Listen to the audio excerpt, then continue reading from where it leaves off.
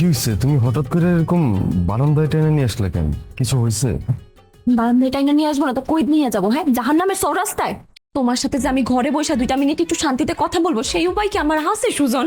তোমার বাপ আর বোন তো সারাটা দিন আমার দরজার মধ্যে কান্ডা পাইতেই থাকে যে তোমার আমি কি বলতেছি। আচ্ছা ঠিক আছে, এখন তো বারান্দায় চলেই আসছি, কি বলতে চাও বলো। শোনো, তোমার আমি একটা কথা স্পষ্ট বইলা দিই, যেই দিন থেকে আমার বিয়ে হয়েছে, আমি এই বাড়িতে বউ হয়ে আসছি, সেই দিন থেকে আমার উপরে জুলুমের উপরে জুলুম, অত্যাচারের উপরে অত্যাচার হইতেই আছে। আমি কিছুই করতে পারতেছি না। তুমি কোনো কিছু করতে পারতেছো না এমনটা কেন কইতেছো?